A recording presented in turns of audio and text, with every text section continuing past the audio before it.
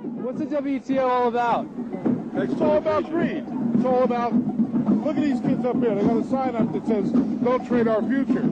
For these young kids in the street today, it's about their future being traded off by corporations who frankly don't give a shit what happens to them.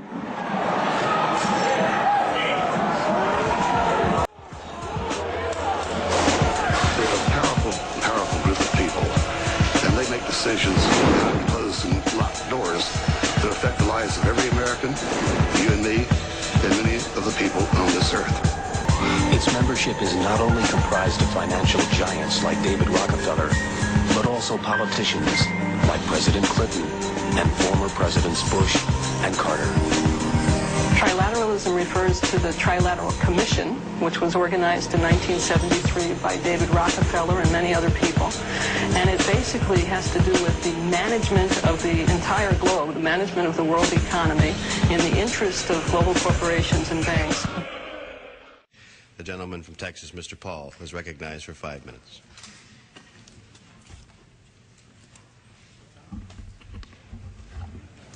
Thank you, Mr. Speaker, and I ask unanimous consent to revise and extend my remarks. Without objection. Mr. Speaker, I rise today to announce my introduction of and request co-sponsors for a privileged resolution to withdraw the United States from the World Trade Organization.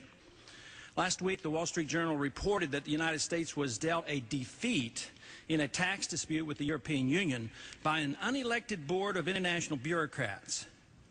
It seems that according to the WTO, $2.2 billion in United States tax reductions for American businesses violates WTO's rules and must be eliminated by October 1st of this year.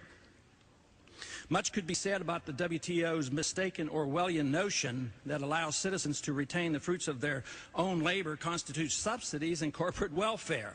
However, we needn't even reach the substance of this particular dispute prior to asking, by what authority does the World Trade Organization assume jurisdiction over the United States federal tax policy? That's the question. At last reading, the Constitution required that all appropriations bill originate in the House and specify that only Congress has the power to lay and collect taxes. Taxation without representation was a predominant reason for America's fight for independence during the American Revolution. Yet now we face an unconstitutional delegation of taxing authority to an unelected body of international bureaucrats.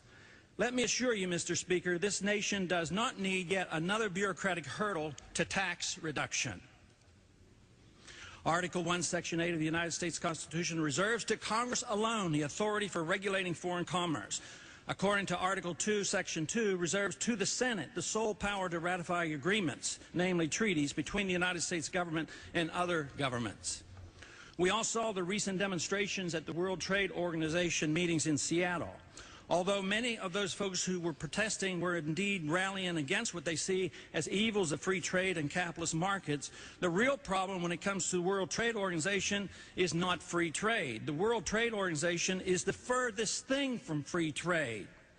Instead, it is an egregious attack upon our national sovereignty, and this is the reason why we must vigorously oppose it. No nation can maintain its sovereignty if it surrenders its authority to an international collective. And since sovereignty is linked so closely to freedom, our very notion of American liberty is at stake in this issue. Let's face it, free trade means trade without interference from governmental or quasi-governmental agencies. The World Trade Organization is a quasi-governmental agency and hence is not accurate to describe it as a vehicle of free trade. Let's call a spade a spade. The World Trade Organization is nothing other than a vehicle for managed trade whereby the politically connected get the benefits of exercising their position as a preferred group. Preferred, that is, by the Washington and international political and bureaucratic establishments. As a representative of the people of the 14th District of Texas and a member of the United States Congress sworn to uphold the Constitution of this country, it is not my business to tell other countries whether or not they should be in the World Trade Organization. They can toss their own sovereignty out the window if they choose. I cannot tell China or Britain or anybody else that they should or should not join the World Trade Organization. That is not my constitutional role. I can, however, say that the United States of America ought to withdraw its membership and funding from the WTO immediately.